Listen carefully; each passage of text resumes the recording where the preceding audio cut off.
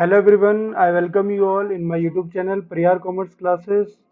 ये चैनल हर टॉपिक को आसान भाषा में एक्सप्लेन करने की कोशिश करता है और कोशिश करता है कि हर बच्चे को इसमें कहीं भी बातें आसानी से समझ में आए। If you have missed my previous videos on class 11 business studies, don't worry, in the description I have shared a link there where you can get all videos in one place, and don't forget to subscribe my channel for latest updates. आज की इस video में हम बात करने वाले हैं topics की जो हैं industry and its types, commerce, trade and auxiliaries to trade. तो चलिए स्टार्ट करते हैं आज की इस वीडियो को इंडस्ट्री से। तो इंडस्ट्री को मैं डिफाइन करता हूँ। इंडस्ट्री क्या है? इंडस्ट्री एक इकोनॉमिक एक्टिविटी है जहाँ रॉ मटेरियल को कन्वर्ट किया जाता है यूजफुल गुड्स में, यानी कि फिनिश्ड प्रोडक्ट्स में उसको कन्वर्ट किया जाता है। जैसे इसका एग्जांपल बताता हूँ मैं आपको। जैसे हमने देखा है कि जो पेपर है, जिस पेपर में हम लिखते हैं, ये पेपर कैसे बनता है? ये पेपर बनता है ट्री के पल्प से। तो ट्री के पल्प जो है वो मैन्युफैक्चर होता है, यानी कि बनता है ये पेपर इंडस्ट्री के अंदर में। पेपर इंडस्ट्री के अंदर में इस पल्प को प्रोसेस किया जाता है और उसको कन्वर्ट किया जाता है पेपर में। तो इस तरह से इंडस्ट्री जो है वर्क करती है। इंडस्ट्री में मैकेनिकल अप्लायंसेज यानी कि मशीन्स का यूज़ होता है और टेक्निकल स्किल का भी यूज़ किया जाता है। टेक्निकल स्किल का मतलब हो गया मशीन को चलाने में जो स्किल की ज़रूरत पड़ती है उनका यूज़ होता है, और तब जाके मशीन में प्रोसेसिंग का काम होता है। इंडस्ट्री का मतलब यहाँ पर ये भी है कि कुछ ऐसी फर्म्स, कुछ ऐसे बिजनेसेस जो सेम टाइप के वर्क करते हैं उनको भी इंडस्ट्री कहा जाता है। जैसे अगर मैं आपको बताऊं तो इलेक्ट्रिकल प्रोडक्ट्स को प्रोड्यूस करने वाले सारे के सारे जितने भी फर्म्स होंगे उनको कलेक्टिवली इलेक्ट्रिकल इंडस्ट्री कहा जाएगा। अब बात करते हैं इनके टाइप्स की। तो इंडस्ट्री 3 टाइप्स की हैं। आप इसके आगे एक चार्ट दिया हुआ है, इस चार्ट को अगर आप देखोगे ध्यान से तो आपको सारी बातें क्लियर हो जाएंगी इंडस्ट्री के बारे में, और इसको पढ़ भी लेना एक बार आप लोग, तो बिल्कुल बात क्लियर हो जाएगी। तो मैं समझाता हूँ आपको इस चार्ट के थ्रू।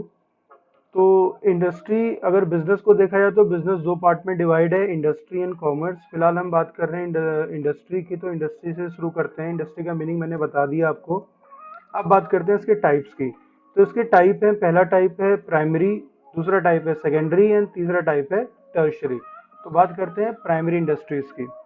तो प्राइमरी इंडस्ट्रीज वो इंडस्ट्रीज हैं जहाँ पे एक्सट्रैक्शन और प्रोडक्शन ऑफ नेचुरल रिसोर्सेज का काम होता है। एक्सट्रैक्शन का मतलब होता है कि जब अर्थ के अंदर से हम किसी चीज को एक्सट्रैक्ट करते हैं, निकालते हैं, तो उसे एक्सट्रैक्शन कहते हैं। और प्रोडक्शन का मतलब है कि जब हम किसी चीज को प्रोड्यूस करते हैं, किसी चीज को, जैसे यहाँ पे ज्यादातर बात जिसकी की गई है वो है प्लांट की, प्लांट और एनिमल्स की। तो हमने देखा है कि जो कैटल फार्मिंग है, जहाँ पे जो कैटल हैं उनकी ब्रीडिंग होती है, फिर जाके नए कैटल्स, जो नए कैटल्स है वो होते हैं। और उस तरीके से जो प्लांट हैं, प्लांट को भी नर्सरी के अंदर में ज़्यादा से ज़्यादा प्लांट को सीड्स के थ्रू क्या किया जाता है? प्रोड्यूस किया जाता है। तो इसको कहते हैं प्रोडक्शन। तो जो प्राइमरी इंडस्ट्री है वो फर्दर 2 पार्ट में डिवाइड हो जाती है। एक को कहते हैं एक्सट्रैक्टिव इंडस्ट्री और दूसरे को कहते हैं जेनेटिक इंडस्ट्री। जैसे कि मैंने आपको एक्सट्रैक्टिव का नाम बता ही दिया था, उसका मतलब मैंने आपको बता ही दिया था। एक्सट्रैक्टिव का मतलब होता है कि बाहर निकालना, किसी चीज़ को बाहर निकालना, उसको एक्सट्रैक्शन कहा जाता है। तो इसके अंदर में जो ज़्यादातर इंडस्ट्रीज आती हैं वो है farming industry, mining industry, lumbering industry, hunting, fishing. तो इन सब के बारे में हम सब जानते ही हैं। लंबरिंग के बारे में बता देता हूँ। लंबरिंग का मतलब होता है कि जैसे जो वुड है, वुड को काटा गया, काटने के बाद जो है उनको फर्दर किसी जैसे फर्नीचर में कन्वर्ट किया गया, या फिर जो यूजफुल और जो जरूरी की चीज़ें हैं उसमें कन्वर्ट करना, इसको लंबरिंग कहते हैं। तो एक्सट्रैक्टिव इंडस्ट्री ये थी। अब बात करते हैं जेनेटिक इंडस्ट्री की। तो जेनेटिक का मतलब जैसे पता ही लग रहा है कि ये कुछ जेनेटिक बायोलॉजिकल टर्म जैसी लग रही है हमको। तो जेनेटिक इंडस्ट्रीज वो इंडस्ट्रीज होते हैं जहाँ पे ज़्यादातर breeding of plant and animal होता है।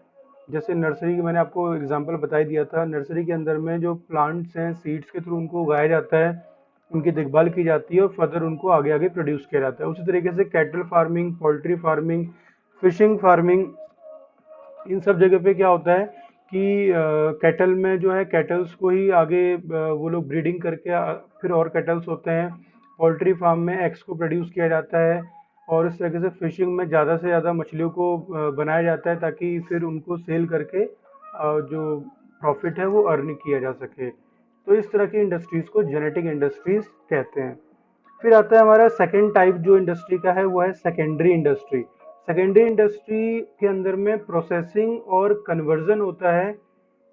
जो प्राइमरी इंडस्ट्री से मिलने वाले रॉ प्रोडक्ट्स होते हैं उनका फिर फर्दर उनका यूज किया जाता है कि वो और जो फिनिश गुड है उनमें कन्वर्ट हो सके, तो इसको सेकेंडरी इंडस्ट्री कहते हैं।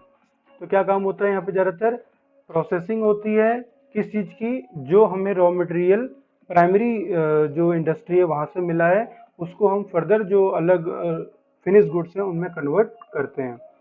तो सेकेंडरी इंडस्ट्री फर्दर दो पार्ट में डिवाइड हो जाती है, मैन्युफैक्चरिंग और कंस्ट्रक्शन। तो पहले बात कर लेते हैं मैन्युफैक्चरिंग की। तो मैन्युफैक्चरिंग का मतलब होता है कि जो सेमी फिनिश्ड गुड हैं उनका यूज करके मैन्युफैक्चरिंग ऑपरेशंस को पूरा करना, यानी कि मैन्युफैक्चरिंग के अंदर में लगने वाले और जो प्रोडक्ट्स हैं उनको बनाना, तो उसको कहा जाता है मैन्युफैक्चरिंग इंडस्ट्रीज। अब इनके वर्क के बेसिस पे किस तरीके का वर्क का मेथड यहाँ पे यूज किया जाता है उसके बेसिस पे मैन्युफैक्चरिंग इंडस्ट्री फर्दर 4 पार्ट में डिवाइड हो जाती है। तो यहाँ पे आप इसको देख सकते हैं यहाँ पे। तो इनके नाम है analytical industry, synthetical industry, processing industry and assembling industry. मैं आपको एक एक करके इनके एग्जांपल बताता हूँ और बताता हूँ कि कैसे काम होता है यहाँ पे। तो एनालिटिकल इंडस्ट्री वो इंडस्ट्री होती है जहाँ पे एनालिसिस और सेपरेशन का काम होता है।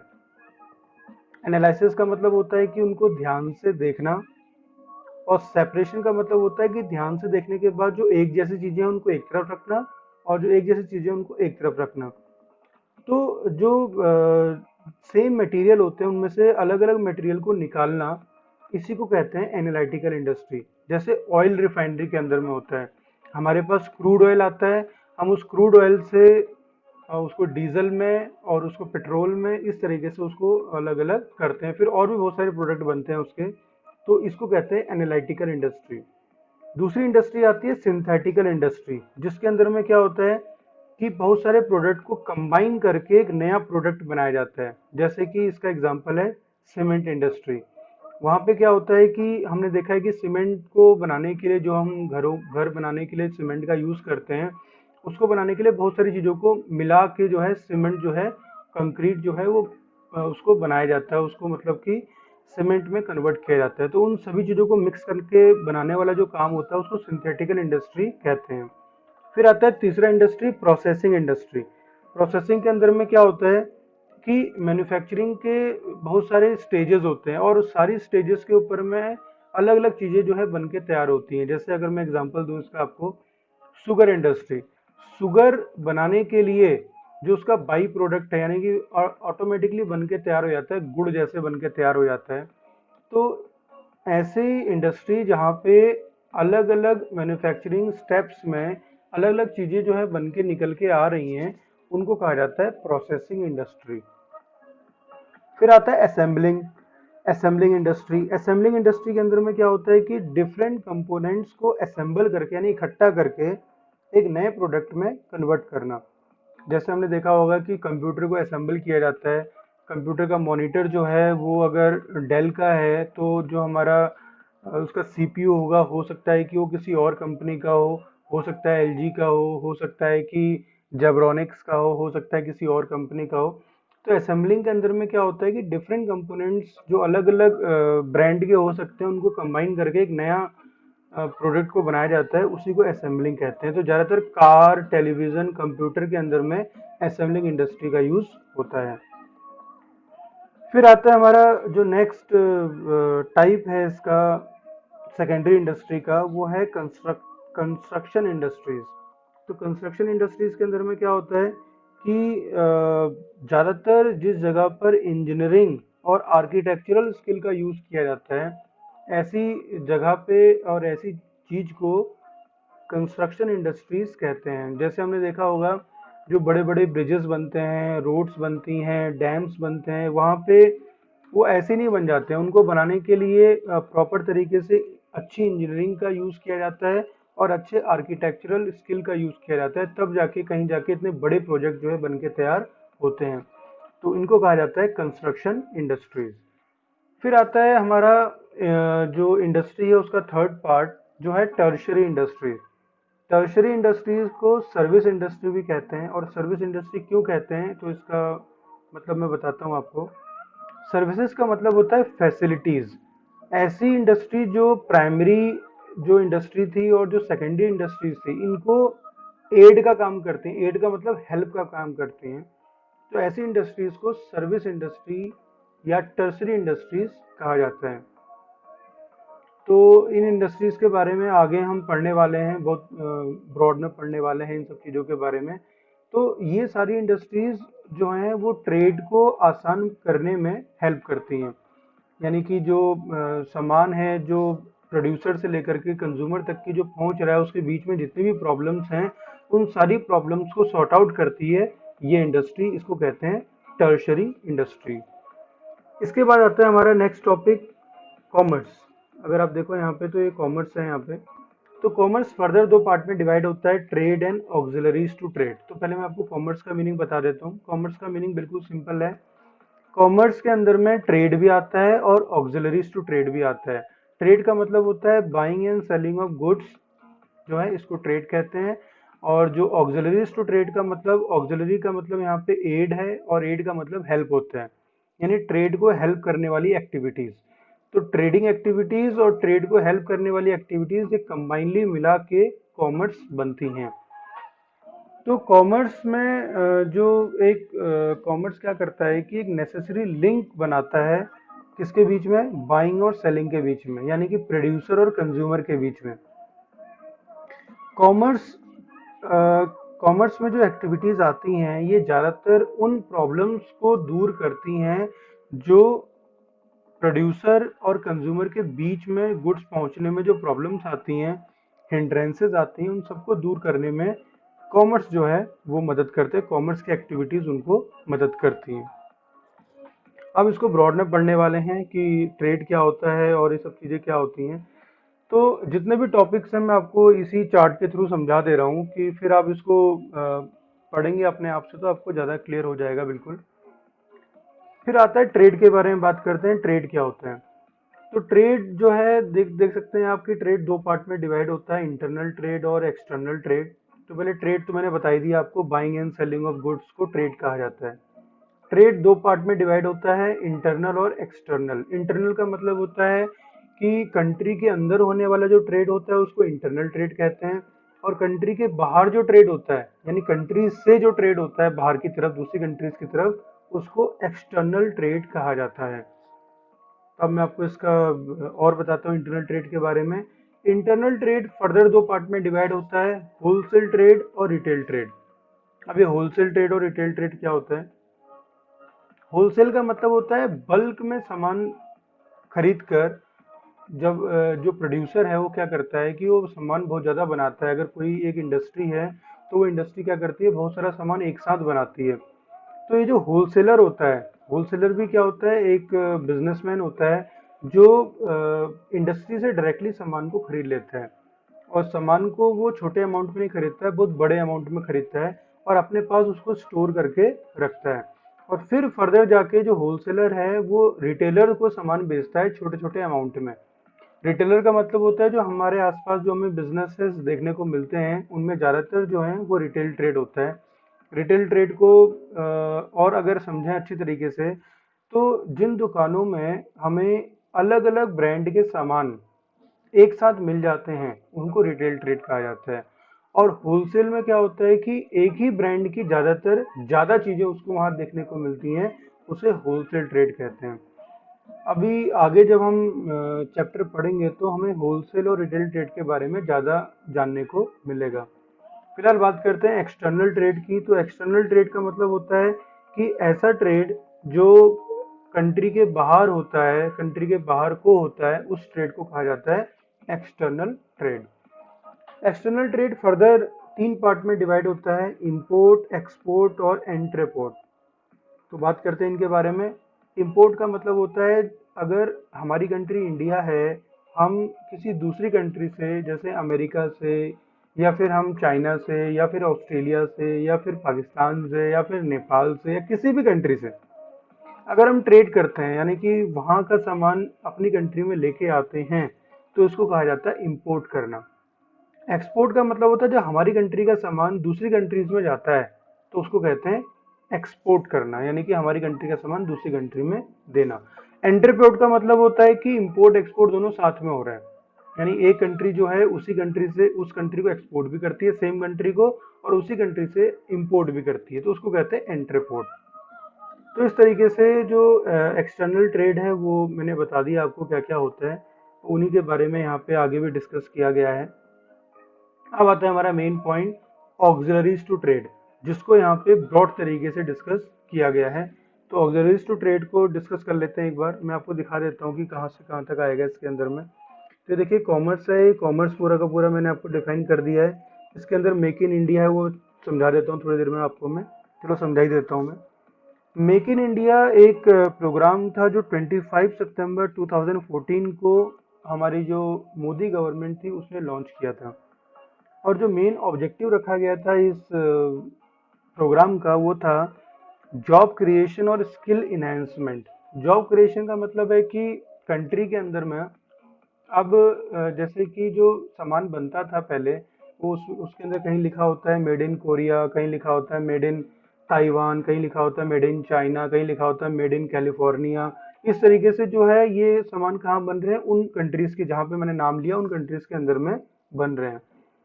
तो मोदी गवर्नमेंट की जो स्कीम थी या प्रोग्राम था उसमें ये कहा गया था कि अब हम ऐसा करेंगे कि दूसरी कंट्रीज के लोग हमारी कंट्री में आके सामान को बनाएं। इससे क्या होगा कि जब बाहर के लोग हमारी कंट्री में आके सामान को बनाएंगे तो यहाँ का रॉ मटेरियल यूज होगा, यहाँ के लोग यूज होंगे, यानी कि जो लेबर यूज होगा, या जो पढ़े लिखे लोग हैं उनका यूज होगा। तो इससे क्या होगा, जॉब की क्रिएशन होगी, नौकरियां बढ़ेंगी। और स्किल एनहेंसमेंट का मतलब है कि जब बाहर की जो कंपनीज हैं वो हमारी कंट्री के अंदर आके वर्क करेंगी, तो हमें उनसे सीखने को मिलेगा कि वो किस तरह की टेक्नोलॉजी का यूज़ करते हैं, किस तरीके से वो प्रोडक्ट को सेल करने में कौन से मेथड का यूज़ करते हैं, तो हमें उनसे बहुत सारी चीज़ें सीखने को मिलेंगी। तो ये एम था मेक इन इंडिया का। तो इसमें कुछ 25 सेक्टर दिए हुए हैं जिनके अंदर में मेनली, ये आपको बॉक्स में दिखाई दे रहे होंगे 25 सेक्टर। तो इनके अंदर में मेनली कहा गया था मेक इन इंडिया में कि इन सेक्टर्स को इम्प्रूव करने की कोशिश की जाएगी। तो अब बात करते हैं ट्रेड के बारे में, मैंने बता ही दिया आपको ट्रेड क्या होता है। अब बात करते हैं ऑक्सिलरीज टू ट्रेड। तो ये ऑक्सिलरीज टू ट्रेड को एक एक करके मैं डिस्कस करता हूँ। ऑक्सिलरीज का मतलब मैंने बता दिया आपको, हेल्प, यानी कि ट्रेड को हेल्प करना। ट्रेड का मतलब बाइंग एंड सेलिंग को हेल्प करना। तो बाइंग एंड सेलिंग जो है वो लगता तो है कि बहुत ही सिंपल चीज है, लेकिन बाइंग एंड सेलिंग के बीच में होने वाले बहुत सारे ऐसे काम होते हैं जो कभी कभी डिफिकल्ट हो जाते हैं। तो उन सारे जो डिफिकल्टीज हैं, उन डिफिकल्टीज को कैसे आसान किया जाएगा, उसके लिए आता है ऑक्सिलरीज टू ट्रेड। और सर्विस इंडस्ट्रीज के अंदर में काम करती है, जैसे कि टर्शरी के बारे में आपको बता रहा था। तो उसके अंदर आने वाली जो एक्टिविटीज हैं उनको डिस्कस करते हैं। Transport and communication. Transport and communication का मतलब हो गया कि जैसे मान लेते हैं प्रोड्यूसर जो है वो कोई चीज को प्रोड्यूस कर रहा है, जैसे हम कोई भी एग्जांपल ले लेते हैं कि एक फार्मर का एग्जांपल ले लेते हैं। एक फार्मर जो है वीट ग्रेन्स को प्रोड्यूस कर रहा है। अगर उसके पास वो फैसिलिटी नहीं होगी कि उसने प्रोड्यूस तो कर दिया, एक अच्छी क्वांटिटी में उसने प्रोड्यूस कर दिया, लेकिन अब उसके पास उसको बेचने के लिए ट्रांसपोर्ट फैसिलिटी नहीं है, तो उसको वो कहीं ना कहीं वो सामान को मार्केट में जाके बेच नहीं पाएगा। यानी कि उसने प्रोड्यूस तो कर लिया लेकिन वो सेल नहीं हो पाएगा। तो इसमें क्या होगा, ट्रेडिंग एक्टिविटी नहीं होगी। तो ट्रेडिंग एक्टिविटी होने के लिए क्या करना पड़ेगा कि जो सामान प्रोड्यूस किया गया है उसको सेल भी करना पड़ेगा। तो इसको क्या करता है, जो ट्रांसपोर्ट सिस्टम है वो उसको क्या करता है, आसान कर देता है। तो ट्रांसपोर्ट ने ये जो प्रॉब्लम थी कि सामान यहाँ से वहां नहीं जा पा रहा था, उसको आसान कर दिया। इसी तरह से कम्युनिकेशन है कि कोई एक इंसान है जो बोलेगा कि मैं आपके वीट ग्रेन्स को सेल कर दूंगा, तो वो क्या करेगा, फार्मर से खरीद लेगा। फार्मर से खरीदने का मतलब उसने बाय कर लिया, फिर उसके बाद वो उसी जो ग्रेन्स है उसको कंज्यूमर को बेचेगा, यानी उसने सेल कर दिया। तो ये क्या हुआ, उसने हेल्प करी, किसकी, फार्मर की हेल्प करी। यानी कि वो जो ट्रेड होना था उस ट्रेड को करने में इस इंसान ने क्या करा, मदद करा, उसने कम्युनिकेट किया। तो इस तरीके से ट्रांसपोर्ट और कम्युनिकेशन जो है वो क्या कर रहा है, ऑक्सिलरीज टू ट्रेड, यानी हेल्प कर रहा है ट्रेड को। फिर आता है दूसरा, banking and finance. Banking and finance का मतलब होता है, अब बहुत सारे ऐसे बिजनेसेस होते हैं जो शुरू इसलिए नहीं हो पाते हैं क्योंकि कहीं ना कहीं उनके पास पैसों की कमी होती है। उनके पास अच्छा आइडिया होता है और अच्छा आइडिया एक अच्छे बिजनेस में कन्वर्ट नहीं हो पाता है क्योंकि कहीं ना कहीं जो रुपया है वो उनके पास, कैपिटल का मतलब रुपया, रुपया उनके पास नहीं होता है। तो जो बैंकिंग है यानी कि बैंक्स हैं जिसके बारे में हमने पहले भी डिस्कस किया हुआ है कि बैंक का क्या इम्पोर्टेंट रोल था, जो जो हमारी इंडस्ट्रीज हैं या हमारा ट्रेड है उसको डेवलप करने में। तो हम जानते हैं इस चीज़ को। तो जो बैंक है वो क्या करते हैं, लोन प्रोवाइड करते हैं। इससे कैपिटल आती है बिजनेसमैन के पास, और बिजनेसमैन के पास जब कैपिटल आती है तो वो क्या करता है कि उसका यूज करके अपने जो काम है यानी कि बाइंग एंड सेलिंग का काम है उसको आसानी से कर लेता है। इसी तरह फाइनेंस भी है। फाइनेंस का मतलब होता है पैसा प्रोवाइड होना, यानी कि कोई कंपनी आपको पैसा देती है कि चलो आप बिजनेस को स्टार्ट करो और हम आपको हेल्प प्रोवाइड करेंगे पैसों की, तो उसको फाइनेंस कहते हैं। तो इस तरीके से क्या हो रहा है कि ट्रेड को बैंकिंग और फाइनेंस दोनों क्या कर रहे हैं, मदद कर रहे हैं। फिर आता है इंश्योरेंस। इंश्योरेंस एक बहुत एक आगे चैप्टर भी है इंश्योरेंस के बारे में पूरा का पूरा। तो किस तरीके से ये हेल्प करता है ट्रेड को, जरा मैं समझाता हूँ आपको। तो इंश्योरेंस एक फैसिलिटी देता है। अब देखो, आपको इंश्योरेंस क्यों कराते हैं लोग, क्योंकि लोगों को डर रहता है कहीं ना कहीं कि अगर हमने इस चीज़ का इंश्योरेंस नहीं कराया और ये चीज़ अगर खराब हो गई तो हमको लॉस हो जाएगा। जैसे मैं आपको बताता हूँ, जितने भी बिजनेसेस हैं वो ज़्यादातर अपने बिजनेस का इंश्योरेंस कराते हैं कि वहाँ पे चोरी हो जाती है, कई बार आग लग जाती है, कई बार कुछ और प्रॉब्लम्स हो जाती है, नेचुरल डिजास्टर आ जाते हैं।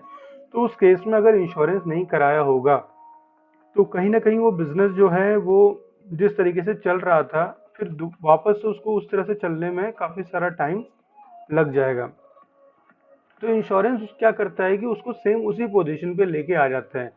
किस तरीके से, क्योंकि अगर उसने इंश्योरेंस कराया होगा, उसने मंथली प्रीमियम अगर वो पे कर रहा होगा, तो इंश्योरेंस कंपनी उसको लॉस के केस में, जो ये चाहे नेचुरल डिजास्टर आया हो, चाहे चोरी हुई हो, चाहे आग लगी हो, इस केस में क्या करेगा, उसको फाइनेंशियली हेल्प करेगा, पैसा प्रोवाइड करेगा। तो उससे क्या होगा कि वो दोबारा से उसको शुरुआत से शुरू नहीं करना पड़ेगा और वो उसी जगह से दोबारा से स्टार्ट कर सकता है। तो ये था इंश्योरेंस। तो इंश्योरेंस इस तरीके से ट्रेड को क्या करता है, मदद करता है। फिर आता है हमारा next, warehousing. Warehousing का मतलब होता है कि एक बड़ा सा गोडाउन जहाँ पे जो सामान है, प्रोडक्ट है, उनको सेफली रखा जा सकता है, उसको वेयर हाउसिंग कहते हैं। अब वेयर हाउसिंग कैसे मदद करती है ट्रेड में, जैसे एक फार्मर का एग्जांपल लेते हैं। तो फार्मर ने प्रोड्यूस किया कोई चीज़, अब वो प्रोड्यूस करने के बाद अगर उसको बेच नहीं पाया तो कहीं ना कहीं उसके पास जो चीज़ें हैं वो इतनी अच्छी नहीं है कि वो उस ग्रेन को लंबे टाइम तक की एज इट इज रख सकता है। तो इस जगह पे क्या आता है, वेयर हाउसिंग आती है कि एक इंसान उससे कांटेक्ट करेगा और उससे कहेगा कि ठीक है, आपका सामान जब तक नहीं बिक रहा है तब तक मैं इसको स्टोर करके रख लेता हूँ अपने, अगर आप इसको देखें कोल्ड स्टोरेज के अंदर में, जहाँ पे जो सामान है वो लंबे टाइम तक की एज इट इज बना रहता है, जैसे फ्रिज होती है। तो अगर फार्मर जो है उसको ये देता है काम करने के लिए, तो फार्मर को कुछ पैसा पे करना पड़ेगा उसको।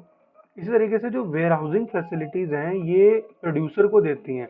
अब बहुत सारे प्रोड्यूसर ऐसे हैं कि वो सामान तो बना लेते हैं, प्रोडक्शन कर देते हैं, लेकिन वो उनको जल्दी से जल्दी सेल नहीं कर पाते हैं क्योंकि उनसे कोई जो होलसेलर था वो कांटेक्ट नहीं करता है। तो इससे क्या होता है, कहीं ना कहीं उनका प्रोडक्ट जो है रखा रखा खराब हो सकता है। तो जो वेयर हाउसर होते हैं वो क्या करते हैं, उनसे कांटेक्ट करते हैं, उनके सामान को अपने गोडाउन में संभाल कर रखते हैं ताकि वो खराब ना हो। तो इसको कहते हैं वेयर हाउसिंग। और वेयर हाउसिंग भी क्या कर रहा है, एक तरीके से ट्रेड को हेल्प कर रहा है। फिर आता है एडवर्टाइजिंग। एडवर्टाइजिंग के बारे में हम सब जानते हैं, इसके बारे में ज़्यादा बताने की मुझे ज़रूरत नहीं है कि किस तरीके से एडवर्टाइजिंग जो है ट्रेड को मदद करता है। अगर एडवर्टाइजमेंट नहीं होती है तो कहीं ना कहीं जो प्रोडक्ट हैं आज के टाइम की अगर हम बात करें तो जो दिख रहा है वही बिक रहा है, जिसका एडवर्टाइजमेंट हो रहा है वही प्रोडक्ट को लोग अच्छा मान रहे हैं। तो एडवर्टाइजमेंट बहुत अच्छी तरीके से ट्रेड को हेल्प करता है। वो इस तरीके से प्रोडक्ट को दिखाता है, लोगों के पास तक की उस इंफॉर्मेशन को पहुंचाता है कि लोग उसको जरूर खरीदते हैं। तो इस तरीके से एडवर्टाइजमेंट क्या है, ऑक्सिलरीज टू ट्रेड। तो ये था आज के टॉपिक्स। नेक्स्ट टॉपिक में हम बात करेंगे इसके आगे के टॉपिक्स के बारे में। तो तब तक के लिए थैंक यू।